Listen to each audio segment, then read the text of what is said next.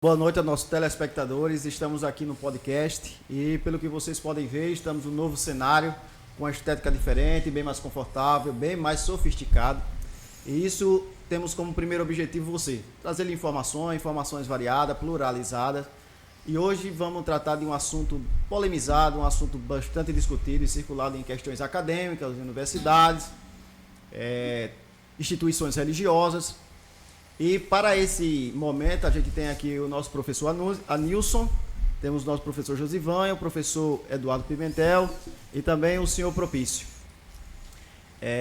Desde já a gente pede que você se inscreva no canal, curta, comente, isso nos ajuda, nos também requer alguns aperfeiçoamentos e tudo isso também faz parte da sua contribuição. Então assista esse canal, esse podcast.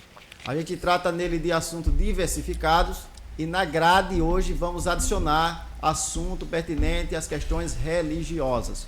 Judaico-cristão, questão paganismo, questão da Igreja Católica, teologia católica, a perspectiva da teologia católica, a perspectiva das questões relacionadas aos pontos principais, como por exemplo, da visão e da perspectiva da Igreja protestante, a linha protestante do cristianismo. E nesse momento a pergunta que eu vou fazer aos comentaristas, a Eduardo, Van, a Nilson e o seu Propício, é baseada num assunto bem recorrente, que ainda até hoje repercute na modernidade e até mesmo algumas ciências são comparadas e até as mesmas são associadas à idolatria. Então, remotando um assunto bem antigo, que é a questão da idolatria, eu pergunto ao Josivan, para tecer um comentário sobre isso. Van, a questão da idolatria antiga, ela tem algum efeito atual, ela se atualiza? Como é que era visto a questão da idolatria nos tempos antigos e como é que você pode, por exemplo, fazer algum tipo de associação hoje? Olá, boa noite, tudo bem? Edinaldo, falando de idolatria nos tempos antigos, podemos partir ali do Egito, porque é muito antes, mas aonde existe um cenário completamente idólatra, que é idólatra para nós, né? Para eles estavam fazendo a coisa certa. É no Egito, porque lá no Egito, segundo alguns historiadores dizem que existia 10, pelo menos, conhecido, adorado, venerado constantemente, tinha vários, mas eram 10 os destaque. E só que uma observação com relação a esses deuses que ele adorava é que eles eram seres híbridos. Ele não era um ser comum. Por exemplo, um tinha a parte de cavalo com uma parte de ser humano, ou águia com parte de leão, e assim sucessivamente.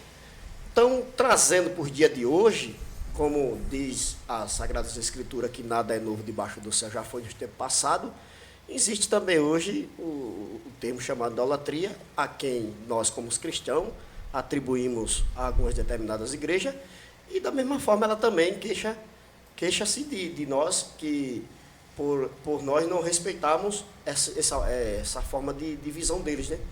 De achar que realmente o que eles estão fazendo é certo. Agora, se a Bíblia é a regra de fé, cabe a cada um de nós observarmos os escritos que estão lá, né? Tem a questão do que o Eduardo sempre fala com relação aos originais. Eu não tenho conhecimento de hebraico, nem de grego, eu sou muito mal português, mas a minha Bíblia é em português e eu leio em português. Certo? Assim, uma das coisas muito importantes com relação à idolatria é o seguinte, como a idolatria tem uma relação com seres inanimados e seres, por exemplo, peixe e animais assim, afins. Uma das coisas mais preocupantes disso, e quando você começa a se impor a isso e se submeter a isso, são as consequências. Porque aquilo que se é adorado, que se tem relação daquilo como uma própria divindade, vai culminar no seguinte, como aquele ser inanimado, ele não tem paixões nenhuma, ele não tem, vamos dizer assim, necessidades nenhuma, aquele que diz ser algum sacerdote dele, algum intervencionista daquela divindade, vai propor necessidades. E aí é onde entra um dos grandes perigos da idolatria, que é o seguinte: quais eram uma das grandes necessidades de grandes deuses de antigamente? Por exemplo, Moloque. Qual era uma das grandes necessidades que se diziam que Moloque tem, para então Moloque dar uma colheita farta? Alguém lembra? Sacrifício de criança. Sacrifício de criança. Sacrifício de criança. Então, assim, uma das coisas mais perigosas. Então, para você agradar aquele Deus, o intermediário diz assim, que para se agradar aquele Deus, o intermediário, no caso, seria o sacerdote daquele Deus, diz o seguinte: para você agradar essa divindade, que geralmente é inanimada, era algum bicho, você cria algumas necessidades para isso. E necessidades totalmente irracionais, até porque aquilo é irracional. Então ele cria necessidade de onde não tinha. Necessidades que eram impossíveis para aquela divindade, falsa divindade. Então o que é que acontece? Quais um dos perigos que se tinham? Assassinato de criança. E ora, se você começa também com assassinato de crianças, você só precisa de alguém contrapor aquela divindade para assassinar outras pessoas. Então, assim, uma vez que o sacrifício até de humanos e de crianças ele era legalizado, e não só legalizado, ele, se houvesse alguma seca, se algum mês fosse um pouco mais diferente, vamos dizer assim, aquela temporada, aquela estação, não fosse, aquele outono não fosse como deveria ser, eles atribuíam ao Deus, criavam essa necessidade para o Deus e necessidade de sacrifício humano. Sempre culminaria nisso. O ápice seria isso. Você via isso também com relação, por exemplo, a Baal. Chegou um momento que quando eles não tinham mais o que fazer, Baal e Azera, quando eles não tinham mais o que fazer, o que pedir, viam que os pedidos dele não estavam sendo atendidos, ele disse: olha, agora é derramamento de sangue. O nosso Deus está precisando agora de sangue humano.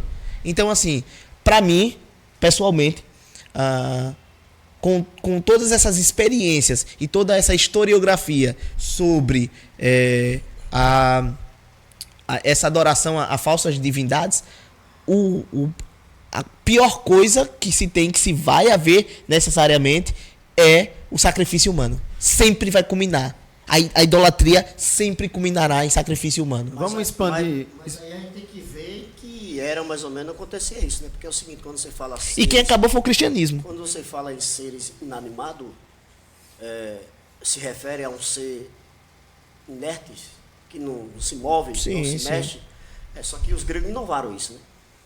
Porque quando chega no tempo da Grécia, aí os gregos começam a adorar o quê? O vento. Olha, aí na começa verdade, a adorar o tempo. Na verdade, o tempo para ele é um deus, que é o Cronos. Então há uma inovação nisso aí, inclusive até a Diana também é uma deusa, inclusive lá que surgiu lá em Éfeso. Tem o Dionísio, que era o vinho que as pessoas bebiam. Então a gente entende assim por deuses, qualquer coisa que satisfaça o homem ou tenha alguma mudança na reação humana, é considerado um deus. Talvez pode ser também, Eduardo, a questão, por exemplo, do pretexto para justificar um crime. Por exemplo, expandindo o seu raciocínio. Se você for olhar a questão, por exemplo, dessa idolatria criminosa infanticídio. Esse crime infanticídio, que justificado pela idolatria, por exemplo, uma recorrência à transcendência das deidades.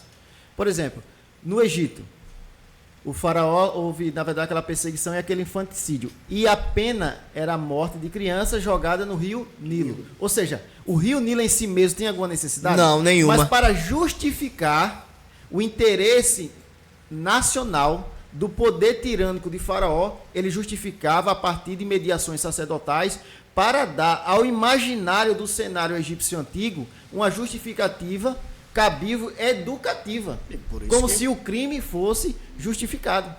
Então isso é Por que jogar no Rio Nilo? Porque o Nilo também era considerado um deus dos egípcios. Exatamente. É por isso que os seres...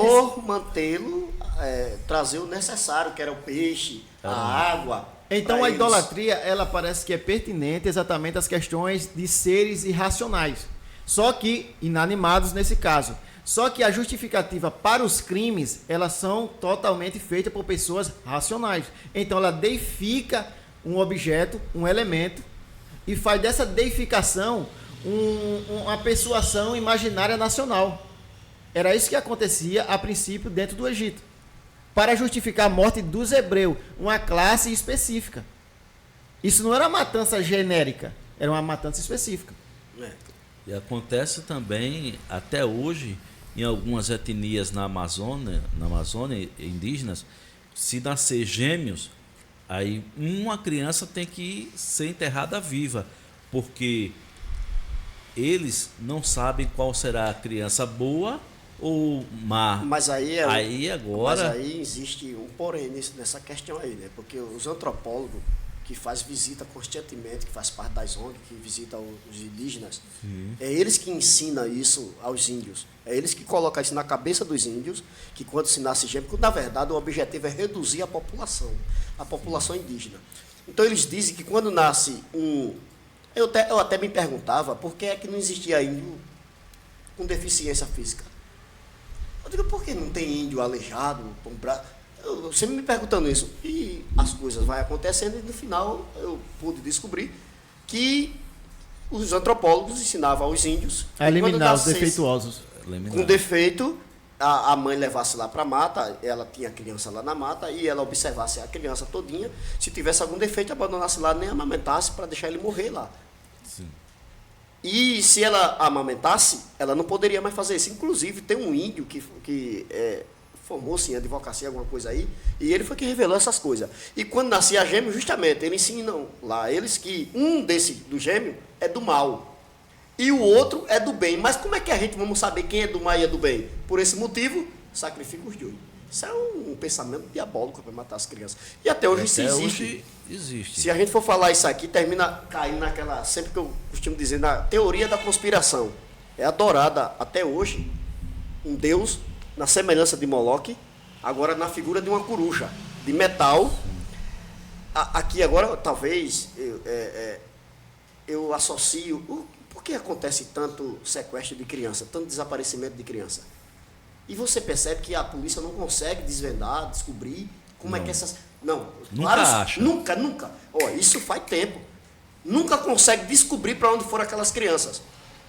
Isso é suspeito. Inclusive, vinha nos recibos de água, se eu não me engano, era de luz, várias fotos de crianças, né? De várias crianças desaparecidas. E nunca foram encontradas. Nunca encontra. Então, existe grupo de pessoas que estudam isso aí, dizem, não sou eu que estou dizendo, as pessoas dizem que eles quem?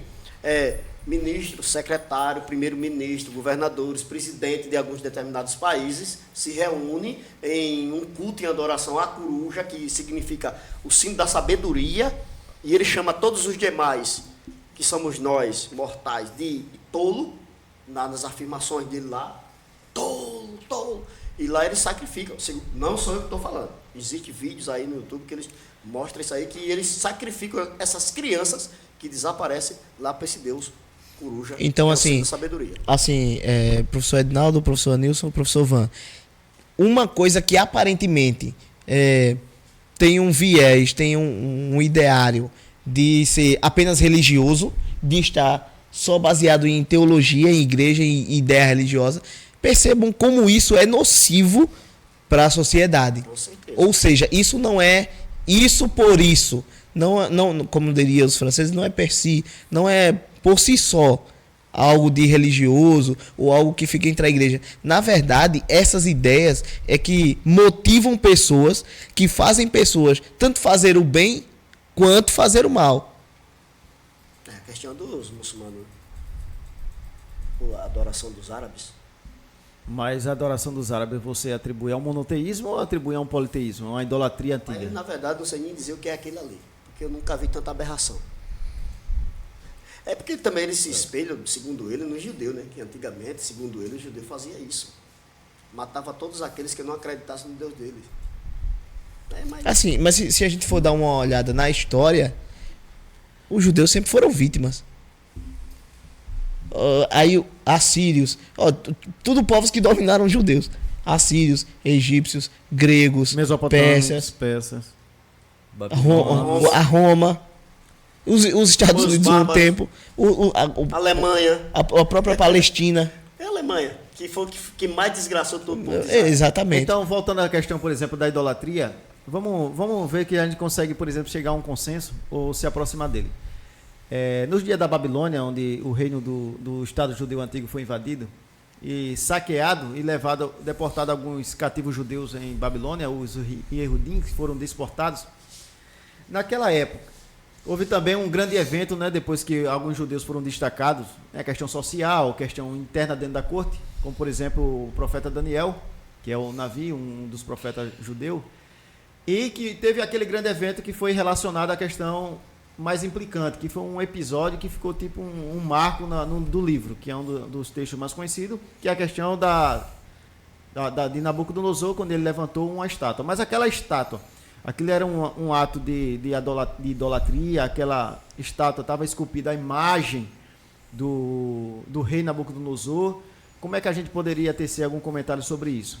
Será que aquelas pessoas que se submeteram a se curvavam por temor ou se curvavam por simplesmente fingir que estava submetido a uma autoridade egomaníaca para preservar suas questões, das suas fazendas, das suas riquezas e das suas posses financeiras?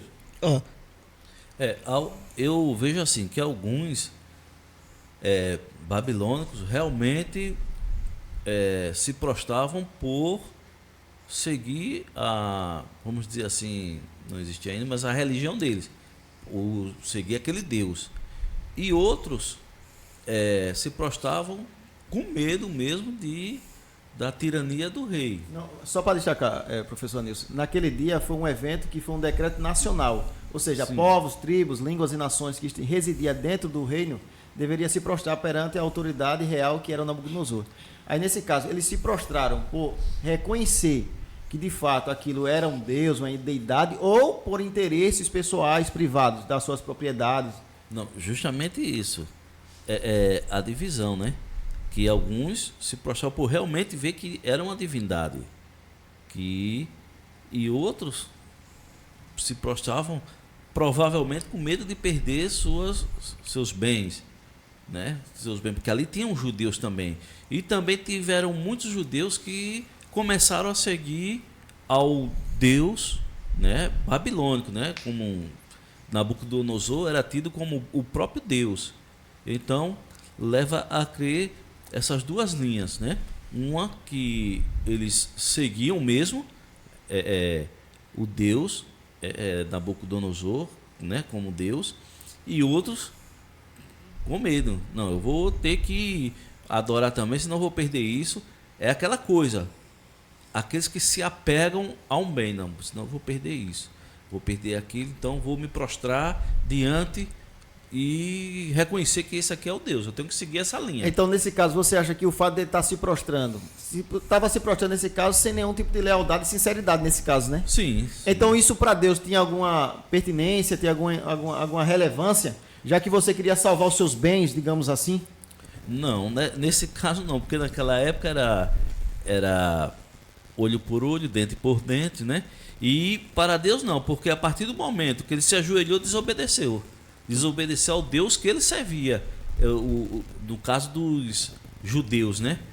O Deus monoteísta, nesse caso. Deus monoteísta. Então, quando ele, só pelo fato de se embora não sendo falsamente ajoelhando ali como se estivesse adorando, mas já caiu, porque ele já desobedeceu a Deus. Então, uma cultura de você fazer bustos, assim, os gregos e os romanos, você vê isso a partir dos gregos e dos romanos.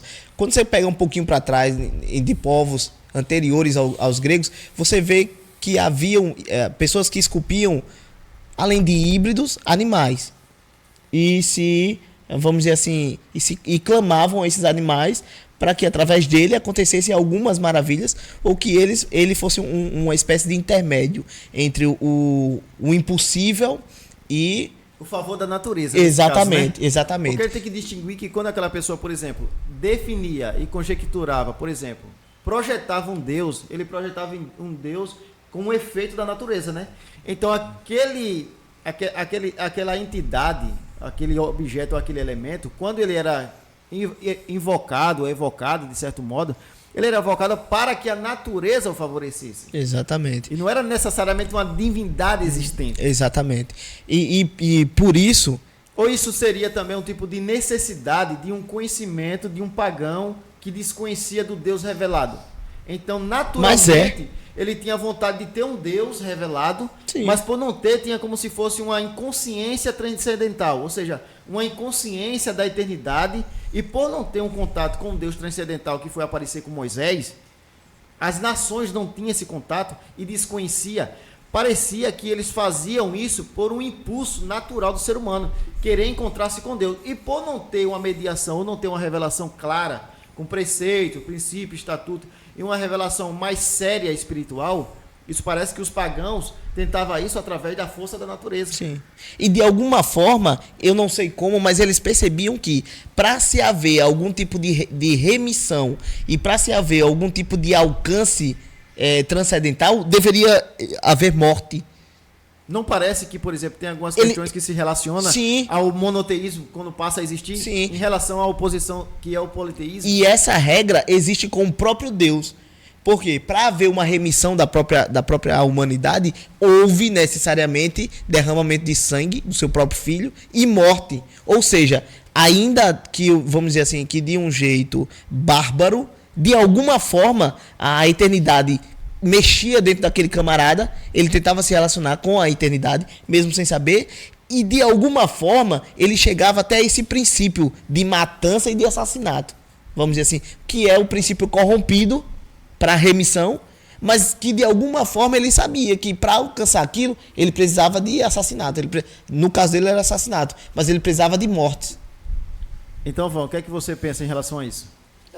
Voltando ao início da tua pergunta, tu fiz essa pergunta aí, se era relevante para Deus o efeito daquelas pessoas terem dobrado o joelho diante da imagem de Nabucodonosor. Porque, Van, mais ou menos assim, a gente sabe que Deus ele julga também a questão dos nossos pensamentos, a nossa sinceridade. Vejamos só. É proibido no judaísmo, no monoteísmo antigo, o primitivo com Abraão, já era proibitivo o mandamento em relação à questão do sangue, derramamento de sangue de ser humano, não é? E quando Deus pede a Abraão Isaac, ou Isaac, Deus pede que ele sacrifique ele, né? E no entendimento de Abraão seria o holocausto, um Shoah. E isso não acontece na prática. Mas pelo fato da intenção de Abraão se configurar que ele realizaria, aquilo ali já finalizou. Para Deus, Abraão sacrificou Isaac. Por causa da intenção. Sem ter sacrificado. Está entendendo? Sim. Então essa é a pergunta. Quando você vê que um egomaníaco político, um neurótico, por exemplo, os caras são neuróticos em construir uma entidade e dizer assim, olha, vocês vão adorar essa entidade. Mas você, como cidadão presente, você, por exemplo, tendo uma mente mais relacionada às questões divinas, espiritual, da revelação de Deus, você, por exemplo, parava e dizia assim, cara, eu não quero, por exemplo, perder os meus bens, mas fingidamente eu vou prostrar-se diante disso aqui. Então, naquela prostração coletiva ali, você acha que Deus julgaria você ou penalizaria, aplicaria algum tipo de pena ou teria alguma questão de um confronto interno espiritual em relação a isso? Não é a minha opinião, está escrito, como a gente está abordando um assunto bíblico, eu costumo sempre dizer que as pessoas espiritualizaram tanto a Bíblia que deixou de ser um livro histórico, profético, cântico e passou a ser só religioso. Então, como a base aqui é a Bíblia, eu acredito sim que seria todo aquele, mesmo fingindo, dobrar o joelho diante do Deus lá, se era a imagem dele, não importa, mesmo fingindo para não perder aquilo que era seu, haveria uma penalidade da parte de Deus. Baseado em quê? Por exemplo, os 3 jovens, eles não dobraram diante da imagem. E eles disseram, não, a gente só adora ao Deus do céu, Criador do céu. E por esse motivo eles foram condenados à fornalha. Porém, contou aquela história. Mas, para dar base a isso que eu estou falando, a gente vamos até Apocalipse. No capítulo 13, vai aparecer um homem que vai governar o mundo inteiro.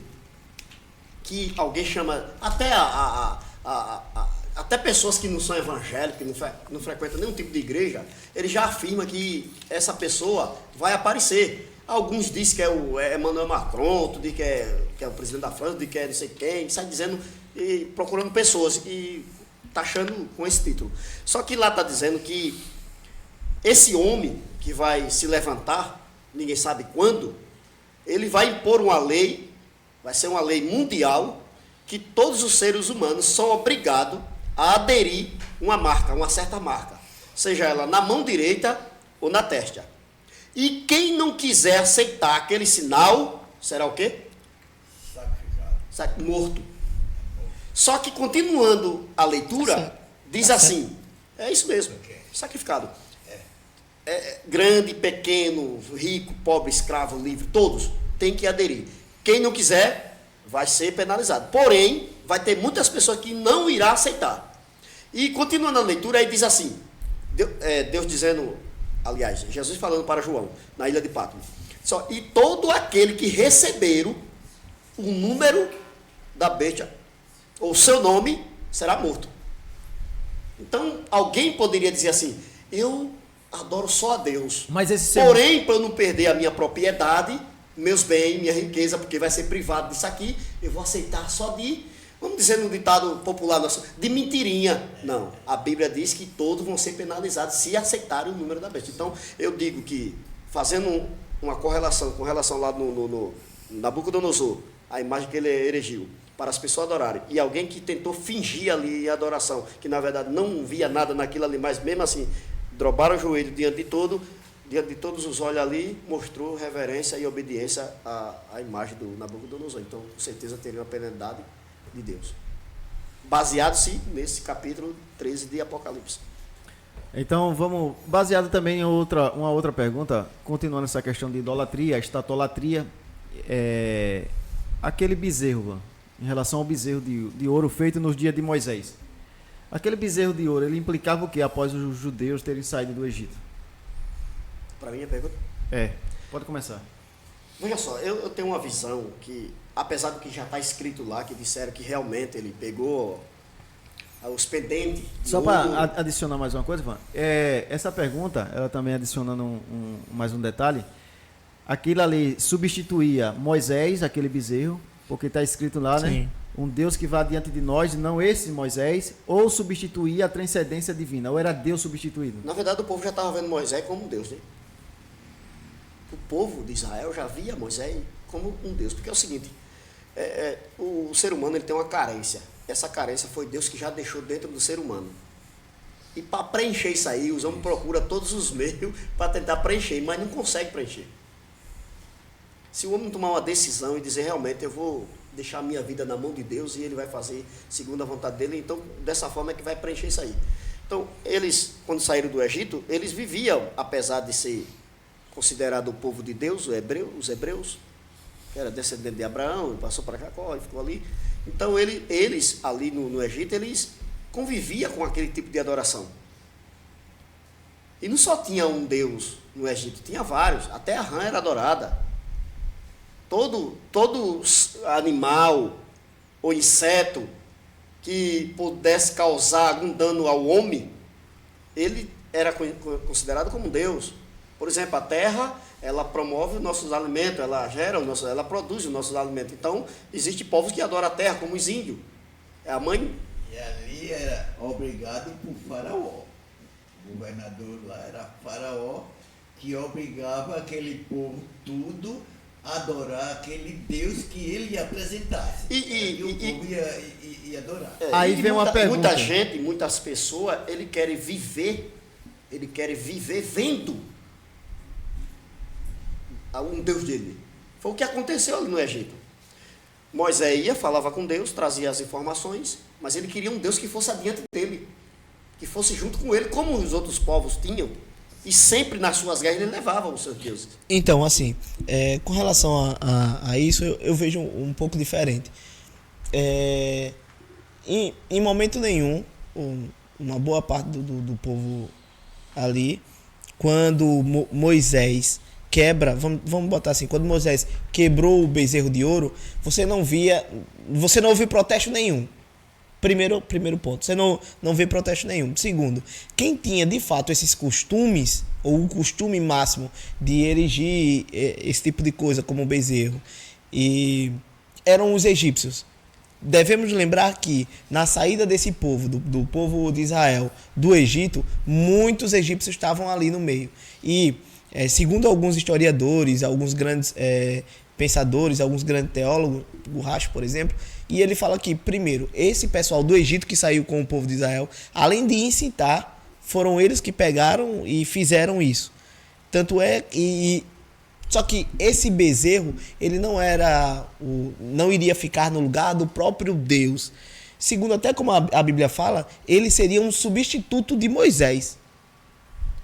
É porque, como o Van falou, a necessidade do povo de ter um líder. Exatamente. Todo ser humano tem a necessidade de ter um líder, ou de ser.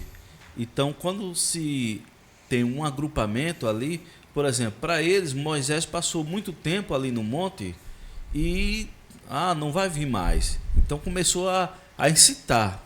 Esse incitamento é do povo egípcio. O povo de Israel estava tranquilo, só que o pessoal do Egito começou a ficar agitado. Cara, eu não consigo ver, porque eles, na sua própria cultura, foram ensinados a ter algo palpável para você ver e para chegar no impossível, para algo inanimado, para ele ver e atribuir, através daquela relação dele com aquele objeto, se relacionar com a força da natureza.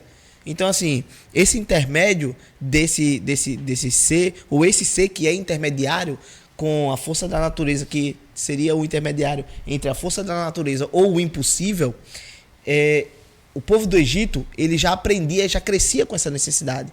Então, o povo do Egito, quando via Moisés e via os feitos de Moisés, eles até se conformavam, porque ele estava vendo ali um certo intermediário, até dentro do que ele foi ensinado e do que ele foi aprendido, tá tudo correto. No passo que o próprio Moisés se ausenta, então essa parte de intermediário entre esse intermediário e o impossível, ou entre esse intermediário e a força da natureza, se perde. Então eles, estamos sem líderes, e estamos, não é propriamente, é porque assim, às vezes a linguagem que se usa, ela é aquela mesma palavra ou aquela mesma expressão ao longo do tempo, ela mesmo perde o significado. Ela mesmo pode ser, e não é culpa de quem está escrevendo, não é culpa do pessoal. É porque às vezes é o tempo mesmo que deteriora. Se você não for pegar fatos históricos, contexto da época, você pode até se perder mesmo, porque aquela mesma frase, ela pode ser adicionada a contextos diferentes. Enfim, o pessoal do Egito sumiu Moisés. O pessoal do Egito ficou agitado, começou a incentivar o povo de Israel. E quando Moisés volta, que chega bravo, que Deus disse, desce lá para ver o que é que teu povo está fazendo, que ele quebra, não houve protesto nenhum. Houve silêncio. Houve um silêncio absoluto. E principalmente o povo judeu não fala nada contra o outro. Não diz assim, você quebrou o nosso Deus, e agora? Para onde a gente vai? Não. Eles se conformaram. O nosso intermediário aí chegou. Mas por que você acha que eles se conformaram? Porque aquele cargo que eles queriam, ou aquele ser que eles queriam, que era o intermediário entre eles e o impossível, ou entre ele e a força da natureza, voltou. Então eles não tinham mais necessidade do bezerro. Com ele, tanto faz destruir o bezerro, sumir com o bezerro, jogar no meio do... Tanto faz, porque aquele camarada que eles estavam com necessidade física, chegou. Então você está atribuindo a tirada do povo do Egito, literalmente a Moisés. Na percepção de muitos viram isso. Eu não estou dizendo assim, que eu vejo, eu estou dizendo que muitos viram isso. Eu estou perguntando porque, como eu falei, a base é a Bíblia, né? Uhum. Aí a gente tem a opinião. Sim. Tem a opinião, é por isso que eu perguntei a sua opinião. Porque é o seguinte, a edificação daquele Deus se deu porque Moisés passou 40 dias sem voltar lá do monte. Perfeito. E eu não acredito, assim, essa é a minha opinião, eu não acredito que eles pediram para fazer não era para colocar no lugar de Moisés, não, era para colocar no lugar do Deus que realmente tirou ele do Egito. Porque Moisés não foi no próprio nome, Moisés foi no nome de Deus. E ele perguntou, ele disse, eu vou chegar lá e vou dizer que foi quem que me enviou. Aí ele disse, eu sou, foi quem me enviou. E eu preciso do povo para sacrificar no deserto. Então eles realmente, ele queria o Deus que tiraram ele do Egito, ou que tirou ele do Egito. Só que Arão, ninguém nunca viu Deus para fazer como é a imagem de Deus. Ele viu o Deus do Egito, então vou fazer o mesmo, igual o mesmo do Egito. E o Deus que era adorado no Egito era o ápice, era o touro, o boi. Aí ele fez, eu acredito, vou até fazer tipo uma piada aqui, eu acredito que a quantidade de ouro foi tão pouca, os pendentes que saíram da nariz, as orelhas... Que era pra ser um boi Era e eles pra ser fizeram um boi e eles fizeram só um bezerro. bezerrinho. É dessa forma. Mas no caso aí, a gente vê que também a falta de liderança de Arão, que Arão deixou ser dominado pelo povo, ou seja, não conteve a, vamos dizer, rebelião A revolta, do povo, né? a revolta.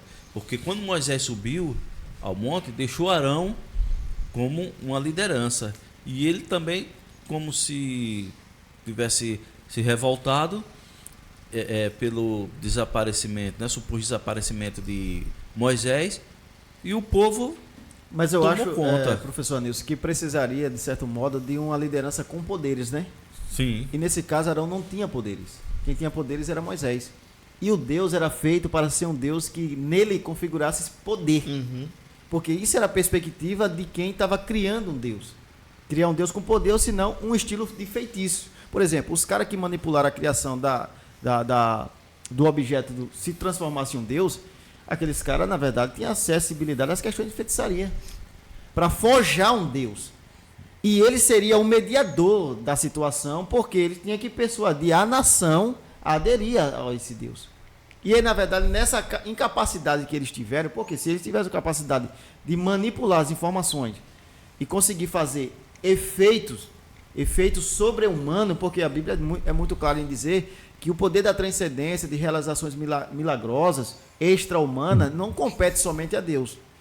Também compete aos homens. Na verdade, Adinaldo, se tudo é bobagem, tudo é babaquice Não, por exemplo, do ser humano. Não, mas olha só, Entendeu? Porque, olha só. a Bíblia não diz que darão poder aos homens para fazer com que... por exemplo, só que dentro do Egito, dentro do Egito mesmo, não teve aquela questão daquele Transformaram embate em que Moisés serpente. realizava determinava Os magos também fizeram piolho, os magos água e faziam. sangue. Pois bem, então esses efeitos de certo modo era transcendental, pelo lado maligno e outro pelo lado benéfico, entendeu?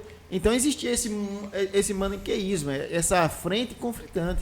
E justamente era justificado esses tipos de deuses porque os feiticeiros da época diziam que aquele ser tinha algum poder. E eles era tudo criaram. feito de magia. Só que quando a gente Exatamente. vai ver, só que quando a gente vai ver, o próprio Deus disse que ele não tem nenhum tipo de poder. Claro Ele tem que olho, não. não vê, tem boca, não... Então é o seguinte, Não, porque quem tem boca e não vê, quem tem boca e não fala, o olho não vê, é aquela imagem esculpida.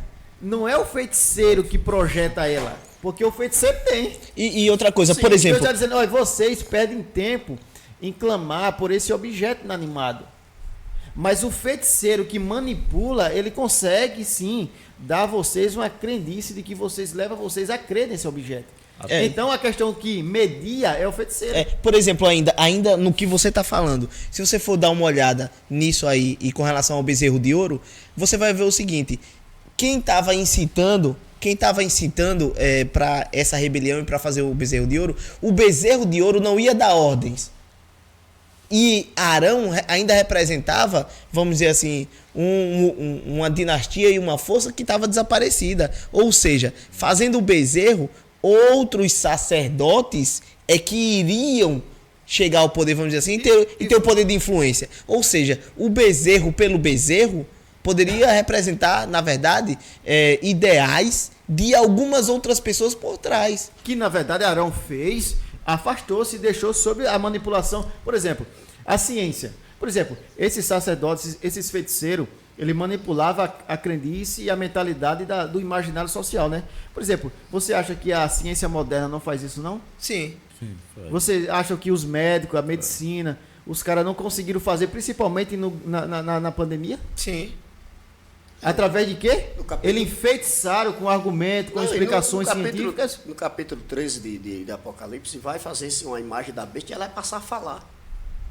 Nunca fizeram uma que falasse, ela tem boca, não fala, tem olho, não vê, mas essa vai falar. Agora, deixa eu fazer um terceiro comentário aqui, eu acho que tem 3 minutos. Com relação a essa questão de adorar a Deus, servir a Deus, a gente não conhece Deus.